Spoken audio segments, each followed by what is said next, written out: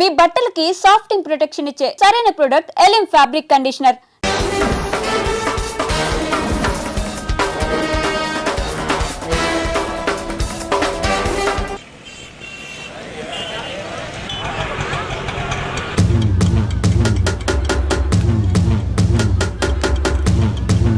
రామస్వామి, అదిగో ఆర్తనాథం, వెంకటరత్నం వచ్చాడు. ఇదిగో గోపాలం, ఒకసారి బయటికి రావయ్యా, వెంకటరత్నం గారు వచ్చారు. నేను రాను. ఓ ఆయనే రమ్మంటున్నావా? ఆయనకెందుకు శ్రమ, నేనే వస్తాను. ఏం బావా, ఎప్పుడొచ్చావు? జైలు నుంచి వచ్చిన వాడిని ఎప్పుడొచ్చావు అని అడగకూడదు, ఎలా వచ్చావు అని అడగాలి. ఎలా వచ్చావు బావా? ఆటో ఎక్కి. అదేంటి బావా, నీ సంచులోంచి ఏదో ఎర్రగా కారుతాంది. రక్తం. రక్తమా? ఎవరిది? ఆటో వాడిది. 10 రూపాయలు 60 పైసలైతే 40 పైసలు చిల్లర లేదని అబద్ధమాడాడు. అందుకే వాడి 4 కోశాడు. 40 పైసల కోసం 4 కోసావా? అయ్యో, వాడు చెప్పింది నిజమే అన్నయ్య. 50 పైసల్లోపు చిల్లరే లేదు. నిజమా? ఆ ఎప్పుడో వీడు పుట్టినప్పుడు జైలుకెళ్ళాను, నాకెట్ట తెలుస్తుంది. ఇదిగా ఏం చేయమంటారు? ఆ ఆటోవాడు బయట ఉంటే ఈ 4 అతికించుకోమని చెప్పు. అలాగే. ఏరా బుడ్డోడా, నీకు పెళ్ళంట? ఏంట్రా మొహం అట్టా పెట్టావు? పిల్ల నచ్చలేదా? పిల్ల బాగానే ఉందన్నా, వాళ్ళ అయి పరిస్థితే బాగాలేదు. ఏం గోపాలం? చచ్చా, అదేం లేదు బావా. అదిగో పెళ్లి కూతురు. పిల్లకే బంగారంలా ఉంది. ఆ వెనకాల అమ్మాయిని చూడండి, డైమండ్లా ఉంటుంది. ఆవిడెవరు? అమ్మా, అన్నయ్య గారికి నమస్కారం పెట్టు. అన్నయ్య అంటే బావా, సీతని అక్క అని పిలుస్తుందంటే నువ్వు అన్నయ్యవే కదా. కవరింగ్ అంటే ఇలా ఉండాలి. కవరింగ్ ఏంటి? అంటే గోల్డ్ కవరింగు. చిలకలూరిపేట. ఏదేమైనా గోపాలం పరిస్థితి 3 శోభనాలు 6 భోగం మేళాల్లో ఉంది. చెప్పినంత మట్టుకు చాలు, మోస్తావా? వాడేంట్రా చెప్పేది, నువ్వు చెప్పు, అసలేం జరిగింది? ఎవరు ఏం చెప్పొద్దు, నువ్వు రా అన్నయ్య, నేను చెప్తాను.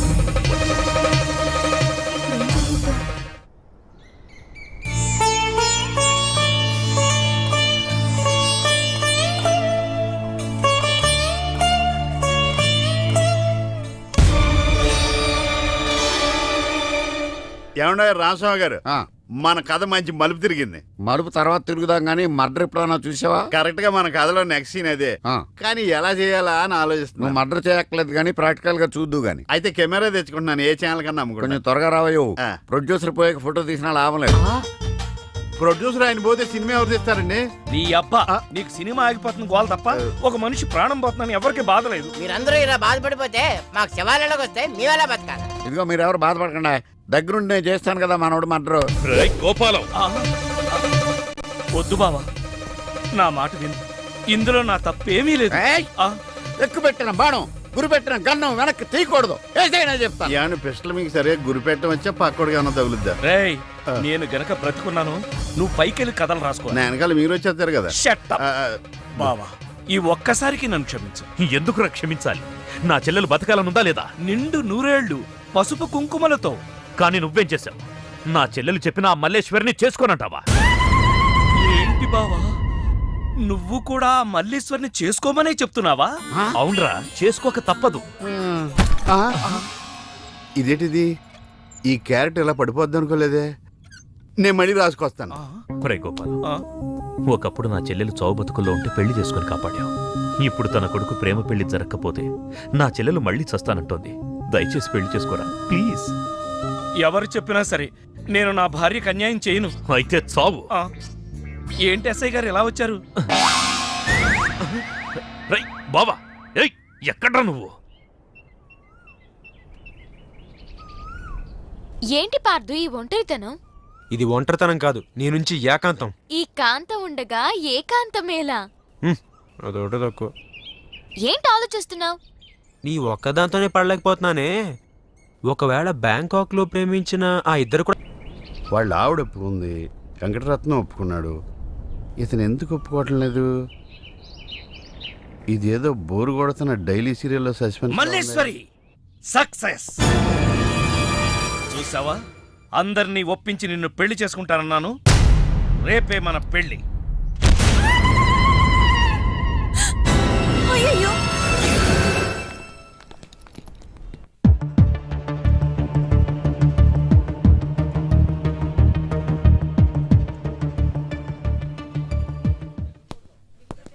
ఐఎమ్ సారీ, అతని మెదడులో మెయిన్ వైర్లన్నీ కాలిపోయాయి.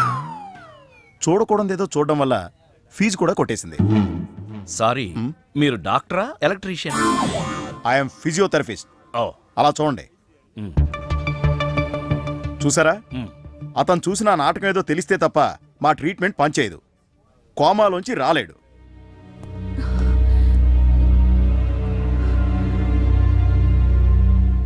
వెళ్ళు. 1000 అబద్ధాలాడి మన పెళ్లి జరిపించడం కాదు, ఆ ఒక్క నిజం చెప్పి అతని ప్రాణాలు కాపాడు. వెళ్ళు. కోవెల్లో ఉన్న దేవుడు, కోమాలో ఉన్న పేషెంటు ఒకటేనంటారు. కళ్ళు తెరిచావే, నీ ముందు పశ్చాత్తాపడితే నేను చేసిన పాపం పోతుంది, కానీ నీ రోగం మళ్ళీ పెరుగుతుందేమో. అయినా చెప్పక తప్పదు. 20 ఏళ్ల క్రితం తెలియకుండా చేసిన తప్పుకి యావజ్జీవ శిక్ష అనుభవిస్తుంది. లాయర్గా ఎన్నో కేసులు గెలిచాను, కానీ మనిషిగా నా సమస్య ముందు ఓడిపోయాను. దాని పరిష్కారం కోసమే నిన్ను పిలిపించాను. నువ్వు దారి చూపిస్తావన్న ఆశతో నేను నీకు సినిమా తీస్తానన్న ఆశ చూపించాను. ప్రతి మగాడి విజయం వెనక ఒక ఆడది ఉంటుందంటారు. మీకు ఇద్దరున్నారు కదా. ఇప్పుడే కోమాలోంచి బయటకొచ్చావు. కొట్టానంటే మళ్ళీ కోమాలోకి పోతావు. చెప్పేది ఆడది స్నేహితురాలైతే అతని విజయం యవ్వనం నుంచే ప్రారంభమవుతుంది. నా ప్రయాణం వారాల అబ్బాయిగా మల్లీశ్వరి ఇంట్లో ప్రారంభం. నా చదువు ఆమెను షాడోలా ఫాలో అయ్యింది. నేనొక స్టెప్ పైనుండాలని కావాలనే తను ఎప్పుడూ ఒక మార్కు తక్కువ తెచ్చుకునేది. నా ప్రోగ్రెస్ చూసిన వాళ్ళ నాన్నగారు నేనొక పెద్ద లాయర్నవుతానని దురాశపడ్డారు. ఆయన ఊహ ప్రకారం నేను లాయర్నయ్యానే గాని చెప్పుకోదగ్గ లాయర్ని కాలేదు. చెట్టు కింద ప్లేడర్నయ్యాను. మల్లీశ్వరిని చూశాను. 20 ఏళ్ల తర్వాత సీతను పెళ్లి చేసుకోవాల్సి వచ్చింది. కానీ ఈ విషయం మల్లీశ్వరికి సర్ది చెప్పలేకపోయాను.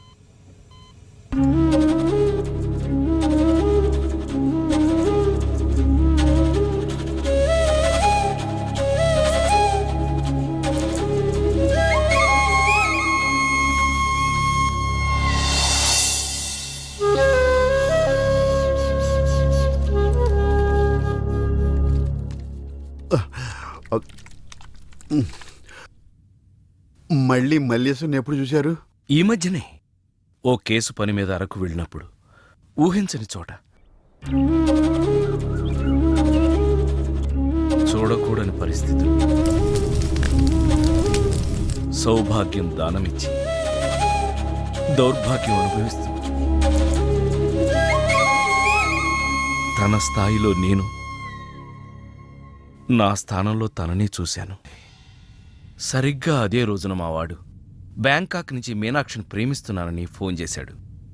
మల్లీశ్వరిని బ్యాంకాక్ పంపించి మీనాక్షి మేనత్తగా ఒప్పించాను. ఆ తర్వాత కథ నువ్వు రాసినట్టే జరిగింది. కానీ ఇదంతా మల్లీశ్వరిని మహారాణిలా చూడాలనే ఇలా చేశాను. ఏంటి మళ్ళీ కోమాలకు పోతున్నావా? ఆహా, మళ్ళీ మ్యాటర్ లీక్ అయితే నేను వీక్ అయిపోతాను. అయినా నువ్వు చెప్పవనే నా నమ్మకం. నేను చెప్పను. సరే, ఆ రామస్వామి ఊరుకుంటాడా?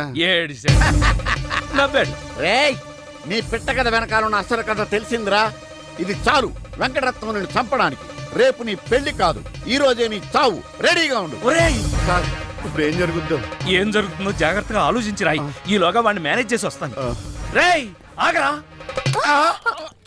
పేషెంట్స్ వస్తా, బెడ్ రెడీ చెయ్యి. 10 నిమిషాల్లో వస్తా. సరే సార్.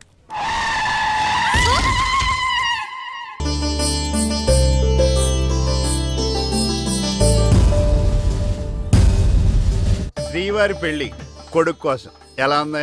నా పెళ్లి నీకు ఏడాకోళంగా ఉందా? ఇంతకీ క్లైమాక్స్ రాసి వచ్చావా? 3 రకాల క్లైమాక్స్లు రాశానండి. 3 ఎందుకు? ఏం జరుగుద్దో తెలియక.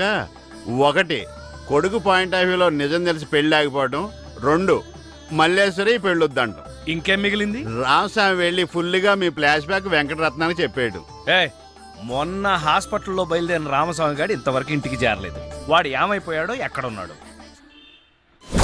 10 నిమిషాల్లో వస్తారు అనుకుంటే పేషెంట్తో వస్తారనుకున్నాను. మీరేంటి పేషెంట్ అయ్యి వచ్చారు? ఎలా జరిగింది సార్? అంబులెన్స్ గుద్దింది. అదృష్టవంతులకు అంతే. మరి ఇంకే నువ్వు కూడా వెళ్ళి అంబులెన్స్తో గుద్దించుకురా. వెళ్ళు. ఏంటి సార్ ఇంత టెన్షన్ గా ఉంటే పర్సులో మేడం గారి ఫోటో చూస్తూ ఉంచుంటారు? ఈ ఫోటో చూస్తేనేరా ఎంత పెద్ద సమస్య అయినా చిన్నదిగాను ఓ. మా ఆవిడే పెద్ద సమస్యగాను కనపడుతుంది. ఎవరిదంటారు? రామస్వామిము ఊరుకోండి సార్, 3 రోజుల నుంచి కనిపించినోడు ఇక్కడికి ఎలా చేస్తాడు? 3 ముళ్ళు పడకూడదనేనేమోరా. ఏమండోయ్, ఫోన్ వెంకటరత్నం గారికండి. వెంకటరత్నానికి సరే చేసింది రామస్వామ్యా. అబ్బే ఏదో హాస్పిటల్ నర్సు, కానీ చేయించింది రామస్వామే. మీకే సార్. ఏంటి గోపాలం అంత పని చేశాడా? రాయ్ గోపాలం! అయ్య బాబోయ్!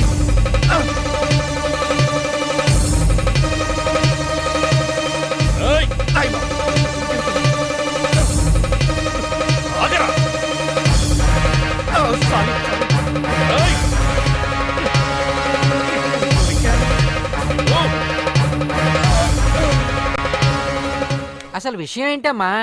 అది బావా జరిగింది. ఇంకా నేను ఈ టెన్షన్ తట్టుకోలేను గాని కళ్ళు మూసుకుని 1 నుంచి 3 దాకా లెక్క పెడతాను. నువ్వు నన్ను కాల్ చేసి జైలుకి వెళ్ళిపో, నేను పైలోకానికి వెళ్ళిపోతాను. 1, తర్వాత 2, ఆ పైన మీకు ఇంకా మోడలేదు. యారా నన్ను చివరి చూపులు చూడడానికి వచ్చావా? లేదు, ఆ రామస్వామి ఫోన్ లో మల్లీశ్వరి మ్యాటర్ చెప్పలేదని చెప్పడానికి వచ్చాను. మరి ఆ రామస్వామి హాస్పిటల్లో ఉన్నా చూడడానికి వెళ్ళలేదని ఆయన కోపం వచ్చింది. మిమ్మల్ని ఎవ్వరూ ఏం పీకలేరు. నన్ను నేనే పీక్కున్నానే. వాడు మల్లీశ్వరి కథ చెప్పేసి ఉంటాడని తొందరపడిపోయి నా ఫ్లాష్ బ్యాక్ అంతా నేనే చెప్పేశానే. వస్తానండి. ఎక్కడికి? పైలోకానిక? కాదు, మీ సావు కబురు అమ్మగారికి చెప్పాలి కదా. గోపాలం నన్ను చంపేరా. నేనా? నువ్వే. నిన్న? అవును నన్నేరా. ఆనాడు నువ్వు మల్లీశ్వరిని ప్రేమించావని తెలియకే కదా నా చెల్లెల్ని నీకిచ్చి పెళ్లి చేసి పెద్ద తప్పు చేశాను. కానీ నా తప్పు నువ్వు దిద్దుతున్నావు. అందుకే ఈ పెళ్లి దగ్గరుండి నేను చేయిస్తాను. కానీ బావా, ఈ విషయం నా చెల్లెలికి తెలియకూడదు సుమా. అంతేనా? అంతే. యారా మొదటి క్లైమాక్స్ లో దెబ్బతిన్నావా? 2వ క్లైమాక్స్లో మీరు దెబ్బతింటారులేండి. ఎలా? రామస్వామి వచ్చి మీ ఫ్లాష్ బ్యాక్ మొత్తం మీ అబ్బాయి చెప్పేస్తాడు. హాస్పిటల్లో ఉన్న రామస్వామి ఇక్కడికి ఎలా వస్తాడరా? స్ట్రెచ్చర్ మీద ఎగురుకుంటూ వస్తాడా?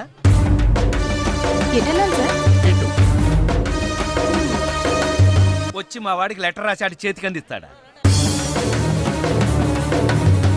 అది చూసి మా వాడు షాక్ అవుతాడా? కరెక్ట్గా గ్యాస్ చేశారు. అదే జరుగుతుంది చూడండి. ఇక నుంచి మీ క్లైమాక్స్ మీరు రాసేసుకోవచ్చు. వస్తారు. నానా ఎంజాయ్ చెయ్యి, ఎవరికి అన్యాయం చేయొద్దని నువ్వు సందేశాలు ఇస్తే నువ్వు ఫాదర్వి కాదు గాడ్ ఫాదర్ అనుకున్నాను. కానీ నువ్వు 20 ఏళ్ల ఓ అఫైర్ ని దాచి ఎవరో నిన్ను ప్రేమిస్తున్నట్టు చెప్పించి నీకేం తెలియనట్టు నటించి చివరికి అమ్మతోనే పెళ్లి కొప్పించావంటే నువ్వు క్రిమినల్ లాయర్వి కాదు, క్రిమినల్వి. పార్థు, నేను ఈ పెళ్లికి ఒప్పుకోవడానికి కారణం నువ్వేదో నన్ను ప్రేమించావని కాదు, మీ నాన్నగారి గొప్పతనం. బ్యాంకాక్ కి నువ్వు మీ అమ్మగారితో మా ఇంటికి వచ్చే ముందు రోజు రాత్రే మీ నాన్నగారు ఫోన్లో నాకు నిజం చెప్పారు.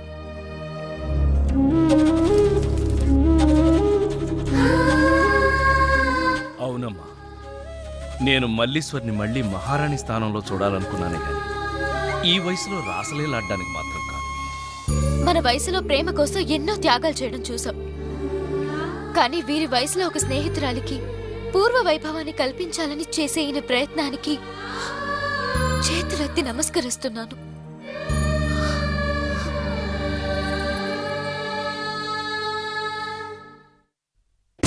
అబ్బా తొందరగా పంపించవయ్యా. రండి అమ్మా, మీరు కూడా లేటేనా? ఏంద్రా పేరంటానికి వచ్చినానా? నా బిడ్డను కాదని ఈ పెళ్లి ఎట్టా చేసుకుంటాడో నేను కూడా చూస్తా. అమ్మో, ఈవిడ ఎలా మేనేజ్ చేయటం? వద్దు గోపాలం, మనకి పెళ్ళొద్దు.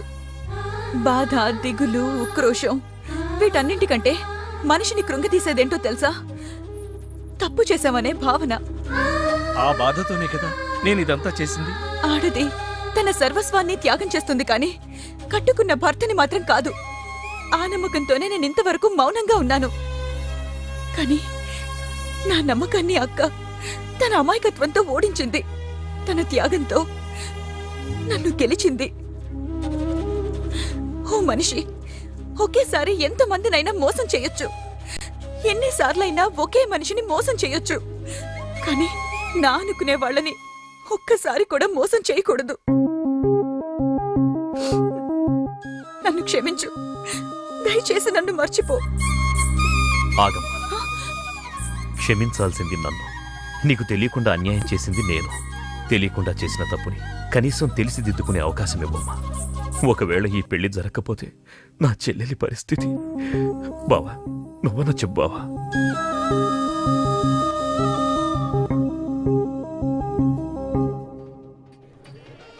ఇదేంటిది? కష్టపడి 3 క్లైమాక్స్లు రాస్తే 3 రివర్స్ అయినాయి. అవ్వేంటి?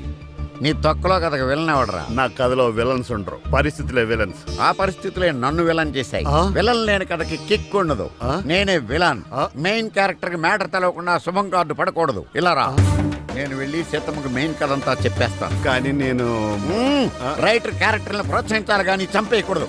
యాక్షన్! ఏం చేస్తున్నావమ్మా? కరక్కాయ రసం తీస్తున్నా. అయ్యో, కరుణ రసం పండించవలసిన సమయంలో కరక్కాయ రసం తీస్తున్నావా? నీకు షాకింగ్ న్యూస్ చెప్పనా? ఎవరికీ చెప్పకూడదు. అయితే వద్దులే. అయ్యో, మీరింత అమాయకులు కాబట్టే మీ ఆయన గారు ఆటలు అలా సాగుతున్నాయి.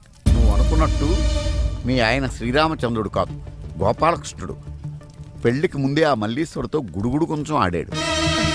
ఈ నిజం మీ ఆయనే చెప్పాడు. ఇది ఇంకెవరికి తెలుసు? ఎవరికీ తెలవకూడదని మీకు చెప్పడానికి వచ్చాను. అయితే ఇంకెవరికి చెప్పకు. అంటే ఈ నిజం నీకంటే ముందే నాకు తెలుసు. ఆ?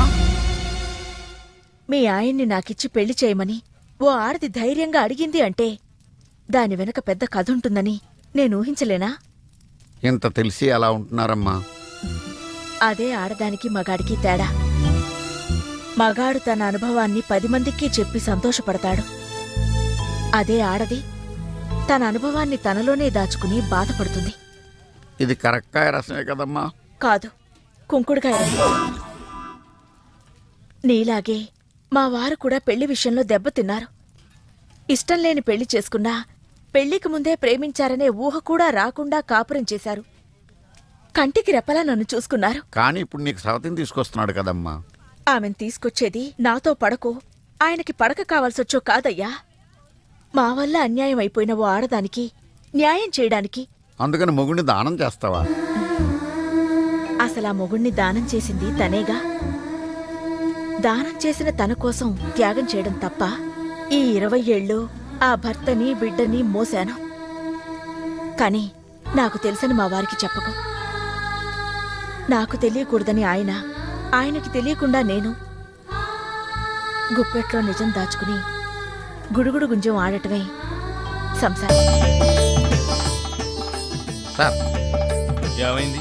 నేను ఓడిపోయానని ఒప్పుకోవడం కంటే మానవత్వంతో మీరు గెలిచారనుకోవడం కరెక్ట్ సార్. అసలు నిజమేందో చెప్పు. హ? కొన్ని నిజాలు కొందరికే తెలుసు, దాచిన నిజం ఇంకొందరికి తెలుసు. అది తెలియని నిజమని మరికొందరికి తెలుసు. ఎవరికి దాయాలో కొందరికి ముందే తెలుసు. ఇందులో కొంచెం నాకు తెలుసు. మొత్తం అన్ని నిజాలు మీకు తెలుసు. అసలు నిజం మీ బావకు తెలుసు. నీ మాటలు దూరదర్శన్లో మధ్యాహ్నం వార్తల్లో ఒక్క ముక్క అర్థం కాల. కానీ ఎవరికి అర్థం అవ్వాలో వాళ్ళకి మాత్రం బాగా అర్థమయ్యేటట్టు చెప్పాడు. నాకు అర్థమైన నీ పిట్ట కథ నేను చెప్తాను. చెప్పు. అనగనగా ఒక బిడ్డ, ఆ బిడ్డ చేతిలో ఒక బెడ్డ, దూరంగా బ్యాంకాక్ లో ఒక చెట్టు, ఆ చెట్టుకు బాగా పండిన ఒక పండు. ఇది ఎక్కడ? ఈ బిడ్డ బిడ్డతో ఆ పండును కొట్టాడు. అది గురితప్పి పక్కనున్న పిట్టకు తగిలింది. ఆ పిట్ట భయంతో రెట్ట వేసింది. ఇప్పుడు చెప్పండి, తప్పెవరిది? బిడ్డదా, బెడ్డదా, పిట్టదా? శుభం.